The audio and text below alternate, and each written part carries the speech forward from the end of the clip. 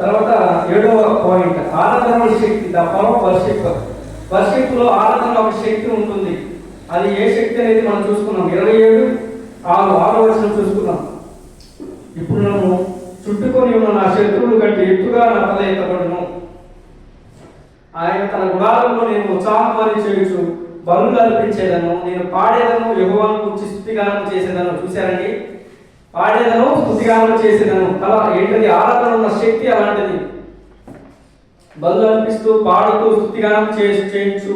ఇలాంటి అన్ని ఆరాధనలో ఒక శక్తి ఉంటుంది. సో మనం ఆరాధించేటప్పుడు ఏదో వచ్చి నామమాత్రంగా ఆరాధించకుండా మన ఆరాధన అంతా ఒక శక్తిగా ఉండాలి, ఒక ఉద్యమంగా ఉండాలి, ఒక పవర్ రావాలి మన ఒంట్లోంచి. మన ఆరాధిస్తున్నప్పుడు ఒక పవర్ అనేది రావాలి మన హృదయంలో. అది ఆరాధన అంటే అది విషయం. నెక్స్ట్ 8th పాయింట్ చూస్తాం. ప్రార్థనకు జవాబు ఇచ్చు దేవుడు. అంటే ఏంటి? ప్రార్థనకు జవాబు ఇచ్చు దేవుడు. God faithfulness in answering our prayers.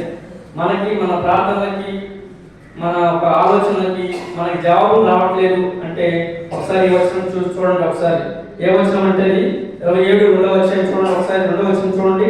నా శరీర మాంసము త్రుట్టుకై దుష్టులు నా మీదకి వచ్చినప్పుడు, నన్ను బాధించు శత్రువులు నా మీదకి వచ్చినప్పుడు వారు త్రుట్టులకు లేరి. అది మనకు ప్రార్థనకి జవాబు రానప్పుడు ఇది ఒక వచనం చదవండి. అంటే మనం ప్రార్థన చేస్తున్నాం, జవాబు రావట్లేదు, అయినప్పటికీ మనం ఎందుకు మౌనం ఇంకా ప్రార్థన చేయాలి, మన సన్నిధిలో ఎదగాలి. వచనం ఒకసారి చదవండి. 27వ కీర్తన అంతా మనకి భయం అనేది పోగొడుతుంది. మనం భయం పోగొట్టి మనము ఒక శక్తి, మనకి ఒక ధైర్యాన్ని ఇచ్చే ఒక కీర్తన 27వ కీర్తన. ఒకసారి ఇంటికి వెళ్ళగానే అందరూ ఒకసారి 27వ కీర్తన మంచిగా చదవండి ఒకసారి. నెక్స్ట్ 9వ పాయింట్ సహనము, ధైర్యము. The importance of patience. అంటే పేషెన్స్ అంటే ఏంటమ్మా? పేషెంట్ అంటే వేరు, పేషెన్సీ అంటే వేరు. పేషెన్స్ అంటే ధైర్యం ఆర్ ఇంపార్టెన్స్ ఆఫ్ ధైర్యం అంటారు. పేషెన్స్ అంటే ఇంగ్లీష్లో పేషెన్సీ అంటారు. పేషెన్స్ తెలుగులో సహనము ఆర్ ధైర్యము అంటారు. సో 27:14 వచ్చిన చూడమ్మా. 14 యెహోవా కొరకు కనిపెట్టుకొని ఉండము, ధైర్యం తెచ్చుకోను, నీ హృదయమును నిర్భరంగా ఉంచుకోను, యెహోవా కొరకు కనిపెట్టుకొని ఉండము. అంటే ఇక్కడ ఏముంది? నిర్భరం ఉంది, ధైర్యం ఉంది. నిర్భరంగా ఉండాలి. మనం యెహోవా కొరకు కనిపెట్టుకుని వారు ఏమండాలమ్మా? భయంతో ఉండకూడదు, నిర్భరం కలిగి ఉండాలి, ధైర్యం కలిగి ఉండాలి. సో ఇక్కడ ఈ వచనం అంతా ఈ ఒక 14వ వచనంలో ఇందాక నేను మొదటి చెప్పాను. ఫస్ట్ వచనం వచ్చేసి ప్రశ్నగా మనకి చూపిస్తుంది. 14వ వచనం వచ్చేసి దానికి ఒక సమాధానం. మొదటి వచనానికి సమాధానం 14వ వచనం. సో దాంట్లో ఏం చూపిస్తున్నామా? సహనము, ధైర్యం. మనం కీడులో ఉన్నా, ఇబ్బందుల్లో ఉన్నా, శ్రమల్లో ఉన్నా క్రైస్తవులకు మనం ఏంటంటే ఇలాంటి వచనాలు మనకి ధైర్యాన్ని నింపుతాయి. ఇలాంటి వచనాలు మనకి ఒక బలాన్ని నింపుతాయి. ఇలాంటి వచనాలు మనకి ఒక ఓకే దేవుడు ఉన్నాడు నా కోసం, ఎప్పటికైనా దేవుడు ఒక కార్యం చేస్తాడని చెప్పేసి ఒక బలము, విశ్వాసము, ధైర్యం అనేది మనలో ఉండాలి. తర్వాత 10వ చూసుకున్నాం. దేవుడి మంచితనంలో నమ్మకం. The achievements of God's goodness.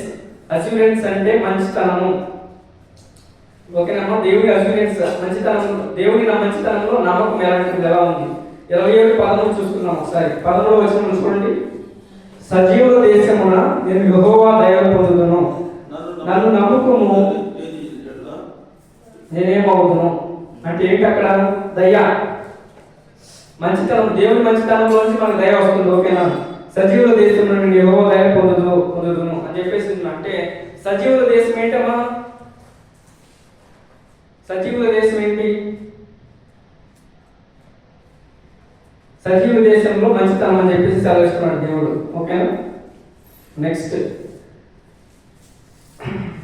The heart of God at the heart of psalm. దేవుని యొక్క హృదయం ఈ కీర్తన హృదయంగా మార్చబడుతుంది. ఈ కీర్తన ఏంటంటే దేవుని యొక్క హృదయం గురించి చెప్తుంది. దావీదు రాసిన కీర్తన దేవుని యొక్క హృదయాన్ని గురించి చెప్తుంది. ఓకేనా? మనము 3 చూసుకోవాలి కీర్తనలో. స్ట్రెంత్ అంటే బలము, తర్వాత వెలుగు, సువార్త. ఈ 3 చూసుకున్నాము. ఈ 3 చూసుకుంటే మనం భయం అనేది ఉండదు. స్ట్రెంత్ అంటే బలం, దేవుడిలో మనకు బలం ఉంటుంది, దేవుడిలో వెలుగు ఉంటుంది, దేవుడిలో సువార్త ఉంటుంది. ఈ సువార్త ఎప్పుడైతే మనం నమ్ముతామో, సువార్త నమ్మిన వాళ్ళే బలంగా ఉంటారు, సువార్త వెలుగుని నమ్మిన వాళ్ళే బలంగా ఉంటారు. సో 10 పాయింట్లు చూస్తున్నాం, 10 వాగ్దానాలు చూస్తున్నాం. ఇంకొక 20 ప్రార్థనలు ఉన్నాయి, అవి కూడా చూసుకున్నాం. కరెక్ట్గా అయిపోతాయి. ఒక 20 ప్రార్థనలు ఉంటాయి, అవి కూడా నేను చదువుతాను. ప్రేయర్ ఫర్ గాడ్స్ ప్రెజెన్స్ అంటే దేవుని పని కొరకు దేవుని ఉనికి కోసం ప్రార్థన చేయాలి మనము. అది వచ్చేసి ప్రేయర్ ఫర్ గాడ్స్ ప్రెసెన్స్, దేవుని ఉనికి కోసం ప్రార్థన చేయడం. తర్వాత second point, deliverance from enemies trusting in God's protection. దేవుని రక్షణను నమ్ముకుని శత్రువుల నుండి విముక్తి. దేవుని రక్షకుని నమ్ముకున్న వాళ్ళు శత్రువుల నుండి విముక్తి పొందుతారు. ఓకేనమ్మా. Third, prayer for patience in waiting. వేచి ఉండటంలో సహనం కోసం ప్రార్థన. వేచి ఉండటంలో సహనం కోసం ప్రార్థన. ఐదవ ప్రార్థన, కష్ట సమయంలో విశ్వాసం కొరకు ప్రార్థన. Prayer for confidence in trouble times. And trouble times అంటే కష్ట సమయాల్లో మనం ప్రార్థించాలి. ఎన్ని ప్రార్థనలు, దావీదు చేసిన ప్రార్థనలు 20 ప్రార్థనలు ఉన్నాయి ఈ వచనంలోనే. మొత్తం 27వ అధ్యాయంలోనే మనకి 20 ప్రార్థనలు ఉంటాయి. ఆ ప్రార్థనలు ఒక్కొక్కటి నేను చెప్తున్నాను. Prayer for confidence in trouble times అంటే కష్ట సమయంలో విశ్వాసంతో కూడిన ప్రార్థన. ఆ తర్వాత point, prayer for assurance of God's goodness. దేవుని నిశ్చయత కోసం ప్రార్థన. రుచి చూసి తెలుసుకోవాలి మనం. దేవుని నిశ్చయత కోసం ప్రార్థన. అది ఎలా ఉండాలంటే రుచి చూసి తెలుసుకునే దానిలాగా ఉండాలి. Next, prayer for courage in the face of fear. భయాన్ని ఎదుర్కొనే ధైర్యం కోసం ప్రార్థన. భయాన్ని ఎదుర్కొని ధైర్యం కోసం ప్రార్థన. దేవుని రక్షణపై నమ్మకం. అది వచ్చేసి నేను ఈ రెఫరెన్సెస్ చదవట్లేదు, నేను ఒక్కొక్క పాయింట్ చదువుకుంటూ వెళ్ళిపోతున్నాను. ఆ రెఫరెన్సెస్ అన్ని ఈ వచనంలోనే ఉన్నాయి, ఈ అధ్యాయంలోనే ఉన్నాయి. మొత్తం 27 1 నుంచి 14లోనే ఉంటాయి ఈ ప్రార్థనలన్నీ. భయాన్ని ఎదుర్కొనే ధైర్యం కోసం ప్రార్థన. దేవుని రక్షణపై నమ్మకం. నెక్స్ట్ పాయింట్ వచ్చేసి బలహీన సమయంలో బలం కోసం ప్రార్థన. దేవుని కృపపై ఆధారపడడం. Prayer for strength in the times of weakness. బలహీన సమయంలో బలం కోసం ప్రార్థన. Next point, prayer for wisdom and understanding. Seeking God's guidance అంటే జ్ఞానం మరియు అవగాహన కోసం ప్రార్థన. జ్ఞానము కోసం మరియు అవగాహన కోసం ప్రార్థన. నెక్స్ట్ పాయింట్ వచ్చేసి prayer for trusting God's plan. Surrendering to his will. దేవుని ప్రణాళికపై నమ్మకం కోసం ప్రార్థన. దేవుని ప్రణాళిక ఏంటి? ఆ ప్రణాళిక అంటే ప్రతి ఒక్కరి మీద ఒక ప్రణాళిక ఉంటుంది దేవునికి. దానికోసం మనం ప్రార్థన చేయాలి. ఆ తర్వాత prayer for God's guidance for decision. నిర్ణయం కోసం ప్రార్థన. మార్గదర్శనం కోసం ప్రార్థన.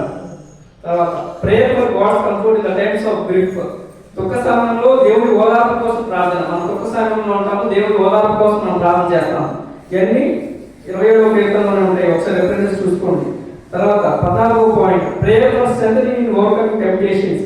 దేవుడి మార్గాన్ని అనుసరించే శోధనను అధిగమించడంలో ప్రార్థన. దేవుడి మార్గాన్ని అనుసరిస్తూ శోధనను అధిగమించే ప్రార్థన. Prayer for gratitude in abundance. Acknowledging God's blessing. దేవుని ఆశీర్వాదాన్ని అంగీకరిస్తూ సమృద్ధిగా కృతజ్ఞతల కోసం ప్రార్థన. దేవుని ఆశీర్వాదాన్ని అంగీకరిస్తూ సమృద్ధిగా కృతజ్ఞతల కోసం ప్రార్థన చేస్తామని. Next, prayer for strengthening in times of persecution, trusting God's deliverance. హింస సమయంలో బలం కోసం ప్రార్థన. హింస అంటే మన మీద హింస దాడి జరిగినప్పుడు బలం కోసం ప్రార్థన. అది కూడా ఈ అధ్యాయంలో ఉంటుంది ఆ వచనంలో. తర్వాత నెక్స్ట్ పాయింట్ వచ్చేసి prayer for strength in the times of loneliness, finding comfort in the Jesus. ఒంటరి సమయంలో బలం కోసం ప్రార్థన. ఒంటరిగా ఉన్నప్పుడు మనం బలం కోసం ప్రార్థన చేస్తాం. అది కూడా ఈ యొక్క అధ్యాయంలో ఉంటుంది. Prayer for deliverance from fear, God's protection. భయం నుండి విముక్తి కోసం ప్రార్థన. భయం నుండి విముక్తి కోసం ప్రార్థన. Prayer for seeking God's face. దేవుని ముఖాన్ని కోరుకునే ప్రార్థన, ఆయన సన్నిధిని ఓకేనమ్మా. ఒక 20 పాయింట్స్ ఇవన్నీ, ఒక 20 ప్రార్థనలు. దావీదు చేసిన 20 ప్రార్థనలు. ఒక్కొక్క ప్రార్థన వచ్చేసి ఒక్కొక్క దాని మీద ఉంది. ఒకటి వచ్చేసి బలం కోసం ప్రార్థన ఉంది, ఒకటి అవగాహన జ్ఞానం అవగాహన మీద ప్రార్థన ఉంది, ఒకటి ప్రణాళిక మీద ప్రార్థన ఉంది, ఒకటి నిర్ణయం ప్రార్థన ఉంది, ఒకటి దుఃఖ సమయంలో ప్రార్థన ఉంది, ఒకటి మార్గాన్ని అనుసరించడంలో ప్రార్థన ఉంది, ఒకటి భయాన్ని ఎదుర్కోవడంలో ఒక ప్రార్థన ఉంది, దేవుని నిశ్చయిత కోసం ఒక ప్రార్థన ఉంది, కష్ట సమయంలో ఒక ప్రార్థన ఉంది. అలా 20 ప్రార్థనలు మనం చూస్తున్నాం ఇప్పుడు. సో 20 ప్రార్థనలో మనం ఇంటికి వెళ్ళి ప్రతి ఒక్క ప్రార్థనకి జవాబు వచ్చేసి ఈ 14 వచనంలోనే ఉంది. ఈ 14 వచనంలో చదివితే మనకి అర్థమైంది. నేను ఒకసారి 14 వచనంలో చూసుకుంటే, యెహోవా కొరకు కనిపెట్టుకొని ఉండము, ధైర్యం తెచ్చుకొని నీ హృదయం దెబ్బనముగా ఉంచుకోము, యెహోవా కొరకు కనిపెట్టుకొని ఉండము. అంటే యెహోవా కొరకు మనం కనిపెట్టుకొని ఉండాలి. యెహోవా కొరకు కనిపెట్టుకున్న వారు భయానికి తావు ఎవరు, భయానికి చోటు ఎవరు. సో చివరిగా ఏం చెప్తున్నారంటే మనం భయపడకూడదు, క్రైస్తవులు భయపడకుండా దావీదు ఎలా అయితే భయాన్ని ఎదుర్కొన్నాడు, మనం కూడా భయాన్ని ఎలా ఎదుర్కోవాలి. దావీదుకి భయం వచ్చినాయి, భయాన్ని ఆందోళన పరిచే సంఘటనలు వచ్చినాయి. దావీదు మీద శత్రువులు వచ్చారు, సౌలు దావీదు మీద శత్రువులు పంపించాడు.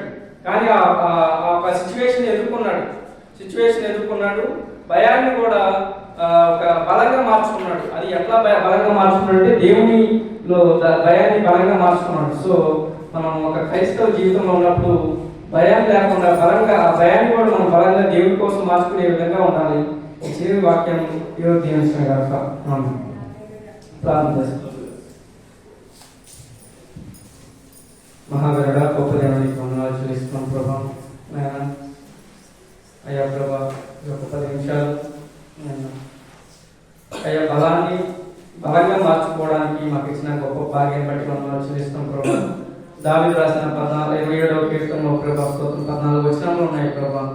దాంట్లో 10 వాగ్దానములు 20 ప్రార్థనలు ఉన్నాయి ప్రభా స్తోత్రం ప్రభా. ఆ 10 వాగ్దానములు మేము చదివాము ప్రభా స్తోత్రం ప్రభా.